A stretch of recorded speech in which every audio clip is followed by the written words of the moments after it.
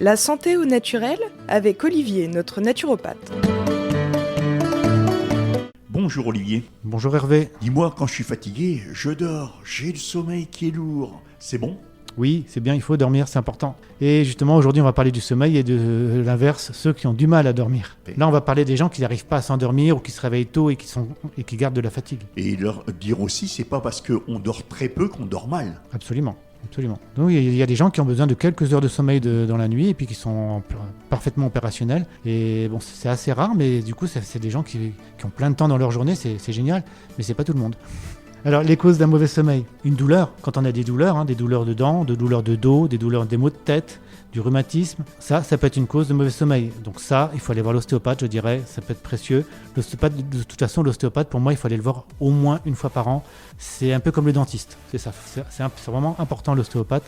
Il y a toujours des choses à régler et c'est précieux de le faire dès le début. Une autre cause de mauvais sommeil, ça va être plutôt énergétique, un décalage horaire.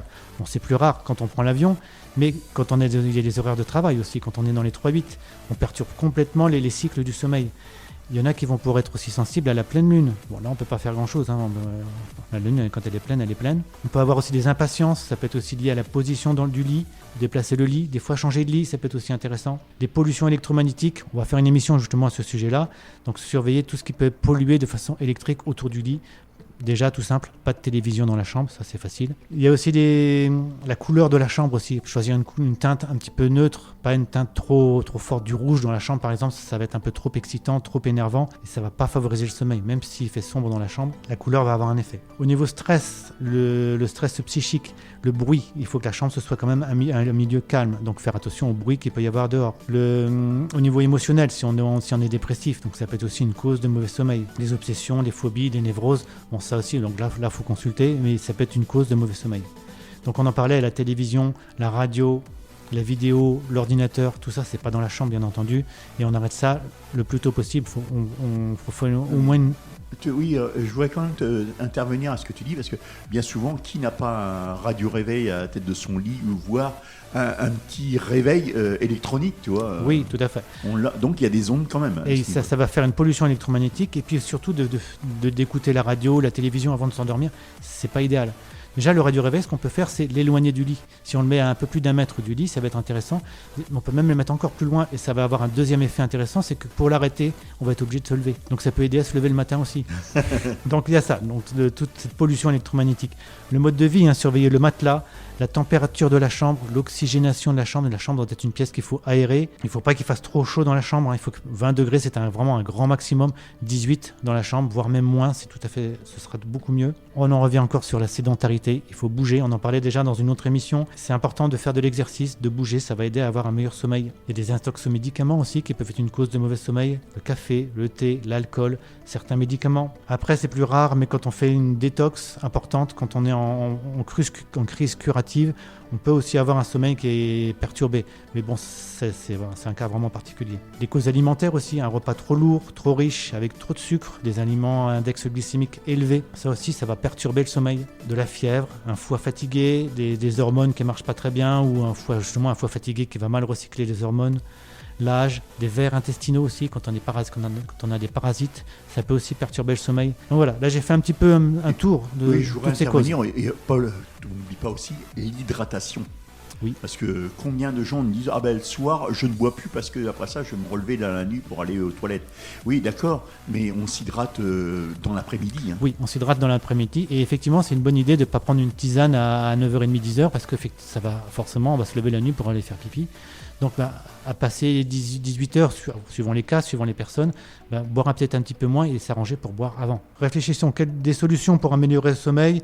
Il y a l'hygiène neuropsychique, comme on dit. Donc, ça va être de faire, par exemple, des exercices de relaxation. Il y a un exercice qui peut être pas mal et dont on pourra peut-être reparler, ou peut-être Patricia Faletto vous en a parlé, c'est la cohérence cardiaque. Ça, c'est une technique précieuse aussi pour détendre, pour relaxer. Des exercices respiratoires. Il y a de la sophrologie aussi. La sophrologie peut vous aider à reprogrammer et à modifier votre perception du sommeil.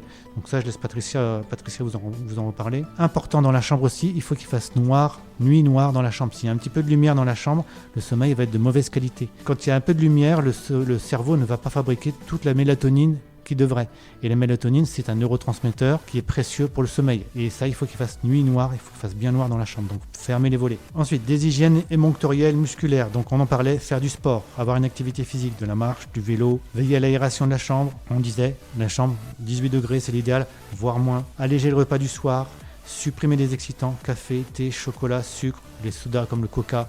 Bon, ça, le coca, on peut même l'abandonner. L'alcool, tabac, les épices, ça aussi, ça peut être intéressant de les diminuer le soir. Il y a des aliments qui peuvent être intéressants de privilégier aussi pour avoir un bon sommeil. La laitue, les dattes, les levures, parce que c'est très riche en vitamine B. Les vitamines B, ça va aider à déstresser et donc à mieux dormir. La viande blanche, le poisson, les bananes, ça, ce sont des aliments qui vont vous aider à dormir. Donc, peut-être privilégier ce genre d'aliments le soir. Se coucher à heure fixe et se lever à heure fixe, ça aussi, ça va donner un rythme au cerveau pour pouvoir bien s'endormir. Quand on a les signes de la fatigue, des bâillements, les yeux qui clignent, une perte de concentration, des petits frissons, c'est l'heure d'aller se coucher. Donc il faut y aller. C'est le moment, le train passe, il faut y aller, il ne faut pas attendre. Oui, c'est pas parce qu'on doit faire ceci ou doit faire cela, ou il y a quelque chose à la télé à ce moment-là, on se couche, hein, on y va. Voilà, c'est ça. Il faut apprendre à écouter le corps. Le corps nous dit ce dont il a besoin, et quand il nous dit quelque chose, si on n'écoute pas, on le paye après.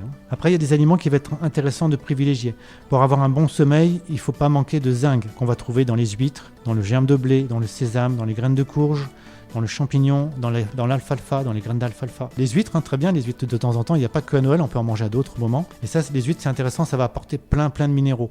Donc pour le corps, très bien. Le magnésium, on en a besoin aussi pour pouvoir relaxer et pour pouvoir bien dormir. Le magnésium, on va le trouver dans le cacao, dans les châtaignes, dans les artichauts, épinards, poissons, tournesol, bananes, figues. Les vitamines B, ça aussi, ça va être précieux. On va en trouver beaucoup dans la levure, comme je le disais tout à l'heure, dans le tournesol, dans le germe de blé, dans le pollen, en particulier le pollen frais, dans les bananes, dans l'ail. L'ail, on est sur un super aliment, l'ail. Le tryptophane. Le tryptophane, c'est un acide aminé qui va être précieux parce que ça va servir de précurseur pour fabriquer les hormones qui servent à dormir, comme la sérotonine et la mélatonine. Et le tryptophane, on va en trouver beaucoup dans les œufs, dans le poisson, bananes, amandes.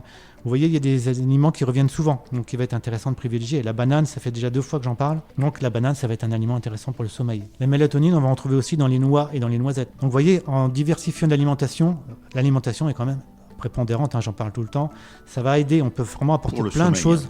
Pour le sommeil aussi, donc c'est précieux pour plein de choses l'alimentation. Pas de télévision dans la chambre, l'ordinateur on arrête idéalement 2 heures avant d'aller se coucher pour avoir le temps. En fait, ces écrans, ça fait de la lumière bleue et la lumière bleue, ça va perturber la synthèse de la mélatonine. Alors d'autres solutions pour pouvoir aider au sommeil, l'hydrologie, les techniques avec l'eau. En fait, le cerveau, quand il est très irrigué, quand il y a beaucoup de sang dans la tête, on dort pas, on n'arrête pas de penser. Donc il suffit de déplacer la masse sanguine et pour la déplacer, il suffit de réchauffer d'autres parties du corps. Par exemple, on peut faire un bain de bras chaud. On réchauffe les bras, les avant-bras. Du coup, le sang va dans les avant-bras et quitte la tête. Et du coup, on peut se relaxer dans la tête. De la même façon, on ne va pas pouvoir dormir bien si les pieds sont froids. Donc, on réchauffe les pieds. On met une bouillotte, par exemple. Le sang va quitter la tête, il va aller dans les pieds et on va pouvoir s'endormir plus facilement. Encore une petite chose avec les techniques avec l'eau. Il y a, peut-être vous connaissez, c'est le café blanc. Le café blanc, ça peut aider aussi à s'endormir. Alors oui, je te vois faire une drôle de tête. Oui, vas-y. Je connaissais le café au lait. Voilà, le café blanc, c'est de l'eau dans laquelle on va mettre une cuillère à café d'eau de fleur d'oranger. Et oui, c'est ça le café blanc. Donc en fait, c'est de l'eau de fleur d'oranger avec de l'eau chaude. Oui. Et ça va, l'eau de fleur d'oranger, ça détend. Ça va aider à relaxer. Et donc ça, on peut le prendre en début de soirée, je dirais, pour commencer à détendre. Ça va être précieux. On peut même le donner aux enfants. Ça, l'eau de fleur d'oranger, pour les enfants, ça passe bien. Après, il y a toutes les tisanes qui vont de plantes qui vont aider aussi à relaxer, à détendre. Et il y en a plein. Il y a la mélisse, il y a le tilleul, la camomille, la lavande, la passiflore, la verveine, la marjolaine, l'oranger. Donc l'oranger, c'est l'eau de fleur d'oranger par exemple, la valériane, le coquelicot, l'écholdia. Donc il y a de quoi faire dans les tisanes. Allez regarder dans les magasins bio, dans les rayons de tisanes. On peut trouver des tisanes vraiment intéressantes pour ça. Tu peux me donner les dates de tes ateliers ? Oui, avec plaisir. Donc le prochain, mercredi 1er avril, atelier sur la cuisine sans gluten. Le 6 mai, mercredi 6 mai, et sur les super aliments, cabinet de Noyon, donc 8 rue de l'Évêché, à côté de la cathédrale. L'atelier, ça dure 1h30, c'est de 14h30 à 16h, donc l'après-midi. Alors l'adresse du site, c'est www.naturopathe-noyon.fr. Tu peux me dire où est-ce que tu consultes ? Oui, tout à fait. En fait, j'ai 2 adresses. Je consulte sur Noyon et sur Compiègne. Alors, sur Noyon, le cabinet est rue de l'Évêché, donc c'est derrière la cathédrale, à côté de l'hôtel de Cèdre. Et le deuxième cabinet, sur Compiègne, là, c'est 5 place Choiseul, c'est à l'ancienne école d'état-major. Et avant, on prend rendez-vous ? Oui, tout à fait. De toute façon, c'est pas la peine de venir comme ça, il faut m'appeler avant. Donc au téléphone 06 28 05 72 44. Là, on prend rendez-vous. Je vous préciserai l'adresse parce que suivant les jours de la semaine, ça sera sur un cabinet ou sur l'autre. Donc ce sera en fonction de vos préférences. On peut aussi me contacter sur ma page Facebook, Olivier Villemain, naturopathe. Eh bien, sur ce, je te remercie, Olivier, d'être venu dans les studios de Vive FM. Je te souhaite une agréable journée. Merci Hervé, toi aussi, bonne journée.